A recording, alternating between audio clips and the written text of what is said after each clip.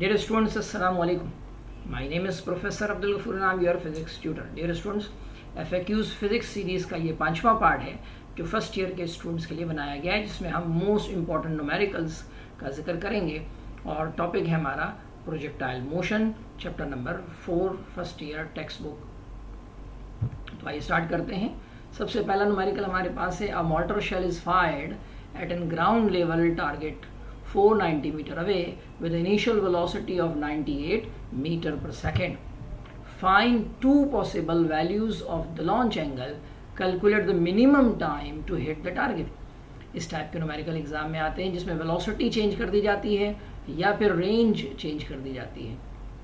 तो ये most frequently asked numerical है। आइए इस बात को समझते हैं कि यहाँ कौन से दो एंगल की बात कर रहा है। तो याद रहे कि किसी भी प्रोजेक्टाइल को टारगेट पर पहुँचने के लिए दो एंगल पर फायर किया जा सकता है अगर वेलोसिटी कांस्टेंट हो। फिर भी एक होता है लो ट्रैजेक्टरी, ये शो की गई है, और एक होता है हाई ट्रैजेक्टरी। दोनों एंगल में जो रिलेशन है वो ये है कि अगर पहला एंगल आपको मालूम है तो दूसरा उसका कॉम्प्लीमेंट एंगल होगा, यानी 90 से माइनस करके आंसर आएगा।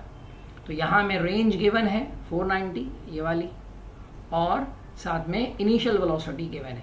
याद रहे कि रेंज हमारी हॉरिजॉन्टल डिस्टेंस है और यहाँ दो टाइम हमारे पास आएंगे, एक लो ट्रैजेक्टरी का टाइम जो पूरा फुल प्रोजेक्टाइल के लिए, और एक हाई ट्रैजेक्टरी का टाइम। लेकिन यहाँ चूंकि मिनिमम टाइम की बात की जा रही है तो हम लगाएंगे लो एंगल का टाइम पीरियड। एक होता है time required to reach maximum height और एक होता है टोटल टाइम ऑफ फ्लाइट। यहाँ चूंकि फुल प्रोजेक्टाइल है तो यहाँ बात होगी टोटल टाइम ऑफ फ्लाइट की, otherwise time required to reach maximum height में ये हाफ हो जाता है।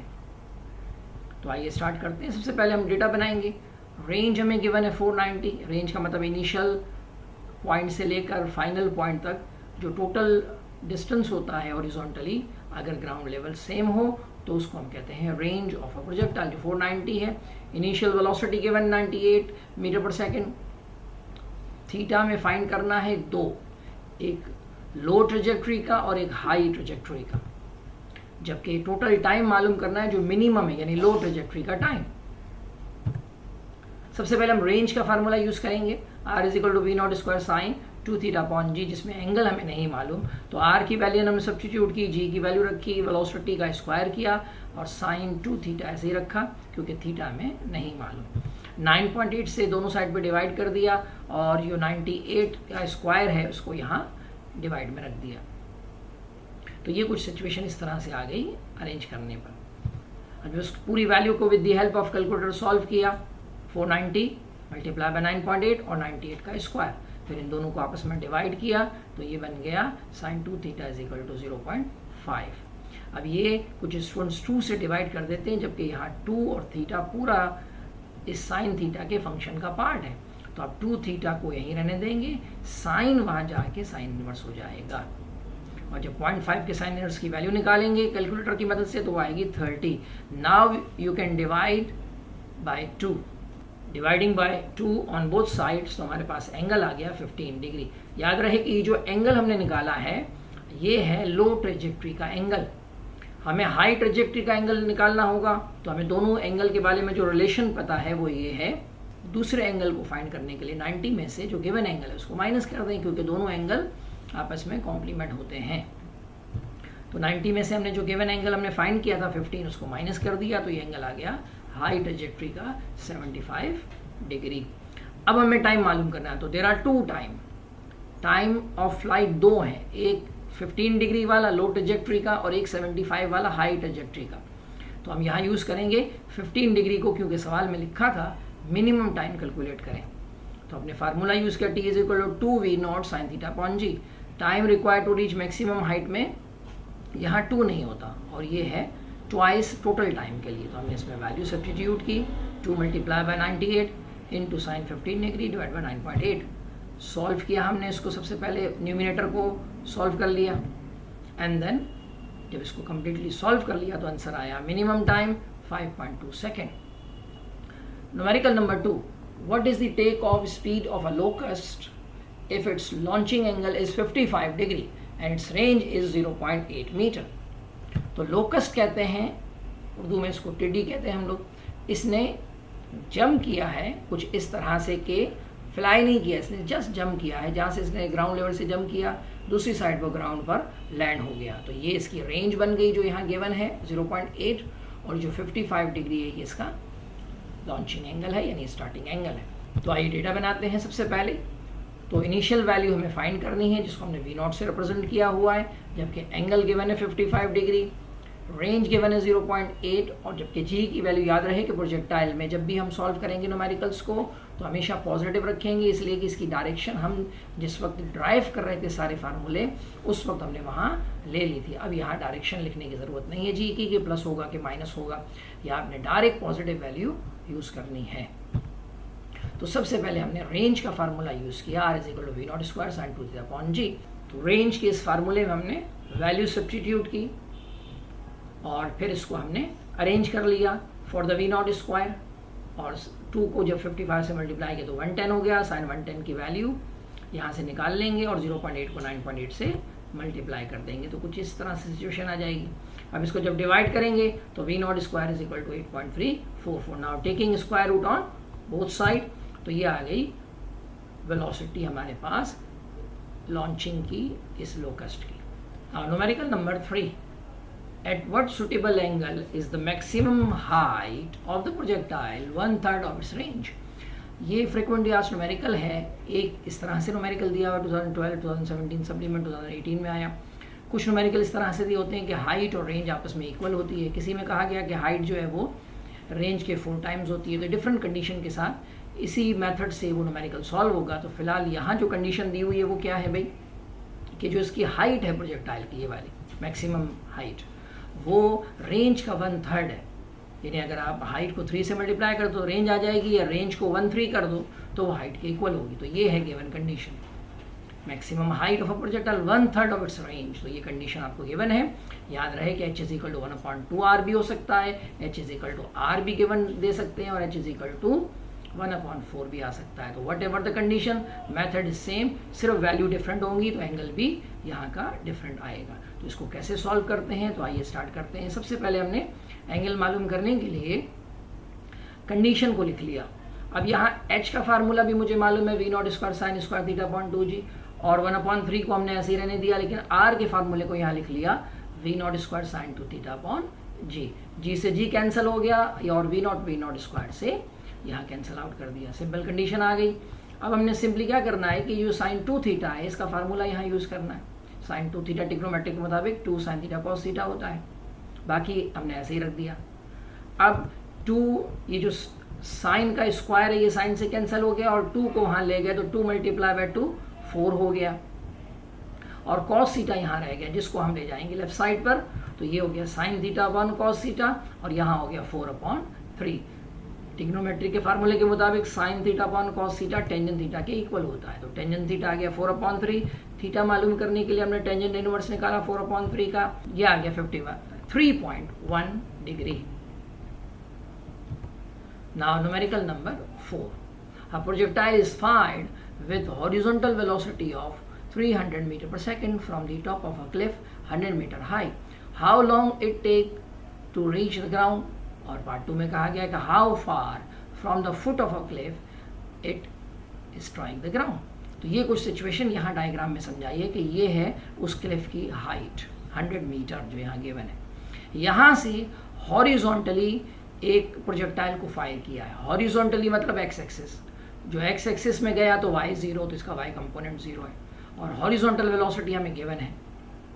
इस टाइप के बहुत सारे क्वेश्चन आते हैं, कभी वो क्लिफ से करेगा, कभी बिल्डिंग से हॉरिजॉन्टली फायर करेगा, कभी किसी हेलीकॉप्टर से फायर होगा। तो डिफरेंट कंडीशंस आपको यहाँ गिवन हो सकती हैं, वेलोसिटी भी चेंज हो सकती है। हाइट और वेलोसिटी चेंज करके इस कंडीशन को आपको डिफरेंट न्यूमेरिकल्स में दिया होगा।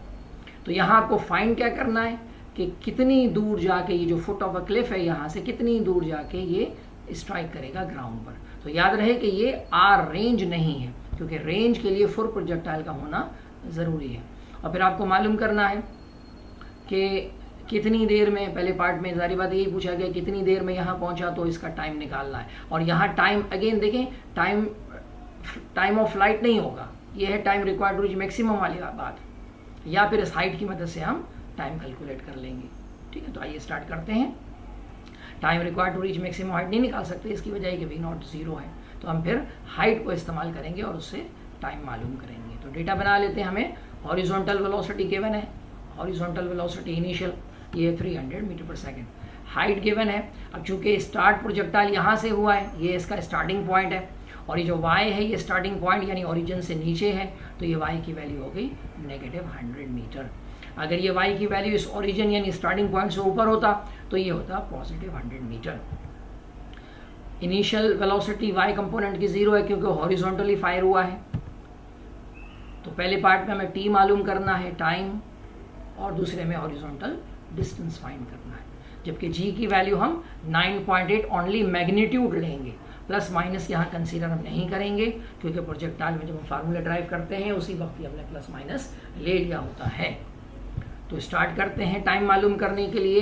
y = v0 yt - half gt² का फार्मूला एक्चुअली ये सेकेंड इक्वेशन ऑफ मोशन है जिसको हमने रीअरेंज करके प्रोजेक्टाइल मोशन के लिए लिखा हुआ है। यहाँ वैल्यू सब्स्टिट्यूट करेंगे, y की वैल्यू -100 है, v0 y 0 है जो टाइम से मल्टीप्लाई होकर 0 हो जाएगा, हाफ g की वैल्यू 4.9 हो जाएगी। तो -100 = -4.9 t² में माइनस माइनस कैंसिल हो गया और दोनों साइड पर हमने 4.9 से डिवाइड कर दिया, तो ये स्टेज आ गया। और 100 को जब 4.9 से डिवाइड किया तो 20.4 हो गया। Now taking square on both side, तो ये आ गया 4.5 सेकेंड। तो ये है वो टाइम जब वो क्लिफ से पत्थर आता हुआ ज़मीन को स्ट्राइक करेगा। अब कितना हॉरिजॉन्टल डिस्टेंस कवर करेगा उसके लिए हमें हॉरिजॉन्टल डिस्टेंस का फार्मूला यूज़ करना है। ये फार्मूला बेसिक फार्मूला है S = VT का, जिसको रीअरेंज करके हमने यहाँ लिखा हुआ है। यहाँ हमने x की वैल्यू फाइंड करनी है, v0 x गिवन है 300 और टाइम हम निकाल चुके हैं 4.5, सब्स्टिट्यूट कर दिया। 300 × 4.5 ये होता है 1350 metre. Numerical number 5, diver leaps from a tower with an initial horizontal velocity component of 7 meter per second and upward velocity component of 5 meter per second. Find the components of his velocity along x and y axis after 1.5 seconds. तो driver जो है वो अपने initial point से jump करता हुआ जब नीचे की तरफ आता है तो 1.5 सेकंड के बाद उसकी फाइनल वेलोसिटी के कंपोनेंट्स क्या होंगे। अगर इनिशियल वेलोसिटी हमें हॉरिजॉन्टली 7 मीटर पर सेकंड और वर्टिकली अपवर्ड 5 मीटर पर सेकंड गिवन है, ये अपवर्ड इसलिए लिखा है ताकि इसको आप पॉजिटिव लें। अगर यहाँ डाउनवर्ड का वर्ड होता तो आप यहाँ नेगेटिव लेना होगा।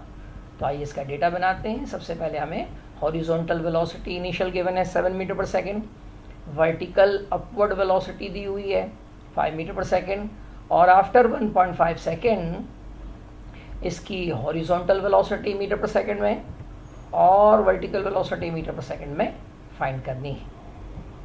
तो आइए मालूम करते हैं। जी की वैल्यू तो हमें मालूम है कि हमेशा हम 9.8 लेते हैं, पॉजिटिव नेगेटिव का ख्याल नहीं रखते हैं प्रोजेक्टाइल में, डायरेक्ट उसकी मैग्नीट्यूड सब्स्टिट्यूट करते हैं।